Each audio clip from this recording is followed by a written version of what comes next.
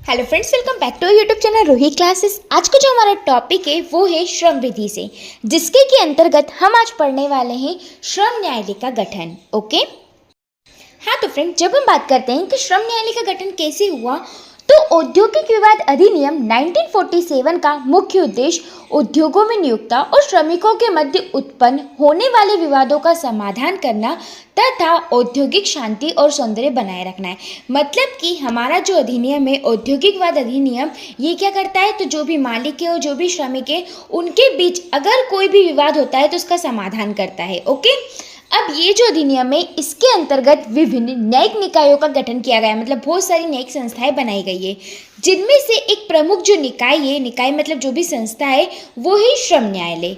अब श्रम न्यायालय का गठन अधिनियम की धारा 7 के अंतर्गत किया गया है। ओके, तो ये जो हमारा अधिनियम है औद्योगिक विवाद अधिनियम, इसकी धारा 7 के अंतर्गत जो है श्रम न्यायालय का गठन किया गया है।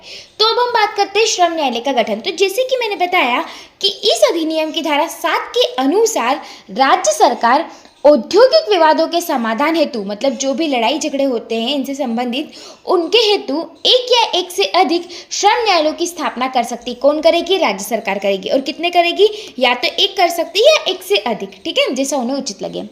यह न्यायालय केवल उन्हीं विवादों की सुनवाई करता है जो अधिसूचना द्वारा उसके समक्ष संदर्भित किए गए। और कौन से मामले सुनेगा श्रम न्यायालय? तो ऐसे मामले जो कि अधिसूचना द्वारा उसके समक्ष जो है लाए गए हैं। ओके, अब हम बात करेंगे जो श्रम न्यायालय का अध्यक्ष है उसकी नियुक्ति और उसकी क्या योग्यता है। ओके, तो श्रम न्यायालय के अध्यक्ष की नियुक्ति राज्य सरकार करती है, मतलब गठन भी वही करेगी और इसका जो अध्यक्ष है उसकी नियुक्ति भी राज्य सरकार ही करेगी। इसके लिए निम्नलिखित में से कोई एक योग्यता आवश्यक है। कौन कौन सी योग्यता? तो पहली, वह कोई न्यायिक अधिकार रहा हो जो सिविल न्यायालय के पद पर कार्य कर चुका हो। ओके, दूसरा, वह उच्च न्यायालय के लिए किसी न्यायिक अधिकार के रूप में कम से कम 7 वर्ष तक कार्यरत रहा हो, मतलब उसे 7 वर्ष तक काम किया हो। ओके, कहाँ पर? हाई कोर्ट में किसी भी न्यायिक अधिकारी के रूप में। थर्ड है, राज्य सरकार द्वारा अधिसूचना के माध्यम से निर्धारित कोई अन्य योग्यता भी जो है वो हो सकती है। ओके, तो ये हो गई कि कोई भी अध्यक्ष जो कि बनना चाहे श्रम न्यायालय का, उसके लिए किन किन योग्यता की आवश्यकता होती है। ओके, अब हम बात करेंगे श्रम न्यायालय, ट्रिब्यूनल एवं नेशनल ट्रिब्यूनल के अधिकारी के स्थानों का रिक्त होने का कारण, मतलब कि इनके जो पद है वो रिक्त हो जाते हैं, उसका क्या कारण है? तो उसके जो कारण है वो धारा 7C में बताए गए हैं। वो कारण कौन कौन से हैं? तो उन कारणों में पहला कारण हमारा आता है मृत्यु द्वारा, दूसरा त्यागपत्र द्वारा, तीसरा दिवालियापन द्वारा, चौथा पागलपन द्वारा, पांचवा 65 वर्ष की आयु पूर्ण होने पर और छठा कार्य की समाप्ति पर, और लास्ट हमारा है कब अधिकारी स्वतंत्र नहीं रह जाता तब। ओके, तो ये कुछ कारण थे। अब हम बात करेंगे श्रम न्यायालय के क्षेत्राधिकार के बारे में कि इसका क्षेत्राधिकार कहाँ कहाँ तक है।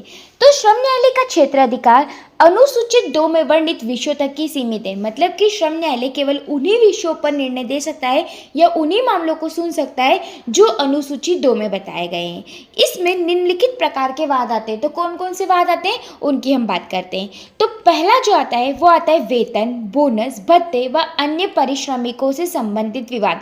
अगर इनसे संबंधित कोई वाद है तो वो श्रम न्यायालय में जाएगा। दूसरा, कार्य से निलंबन या निष्कासन से संबंधित अगर कोई विवाद है तो वो श्रम न्यायालय के समक्ष जाएगा। ओके, तीसरा है सेवा शर्तों का उल्लंघन या अनुचित परिवर्तन। यदि अगर अनुचित परिवर्तन किया गया है या सेवा की जो भी शर्तें अगर उनका उल्लंघन किया गया है तो इसका वाद भी श्रम न्यायालय के समक्ष ही जाएगा। ओके, चौथा आता है अनुशासनात्मक कार्यवाही की वैधता से संबंधित कोई मामला है तो वो भी श्रम न्यायालय के समक्ष ही जाएगा। और लास्ट हमारा है अवकाश, छुट्टियों, कार्य के घंटे आदि से संबंधित अगर कोई विवाद है तो वो श्रम न्यायालय में जाएगा। अर्थात श्रम न्यायालय केवल उन्हीं औद्योगिक विवादों की सुनवाई कर सकता है जिन्हें राज्य सरकार द्वारा उसके पास संदर्भित किया गया हो या जो द्वितीय अनुसूची में वर्णित हो। तो या तो जो राज्य सरकार द्वारा उनके पास भेजे गए हो, रेफर किए गए हो, या फिर जो दूसरी अनुसूची में बताए गए हैं उन्हीं विषयों पर जो है श्रम न्यायालय सुन सकता है। ओके, इस प्रकार फ्रेंड हमारा जो आज का क्वेश्चन था श्रम न्यायालय वो यहीं ख़त्म होता है। Thanks for watching this video.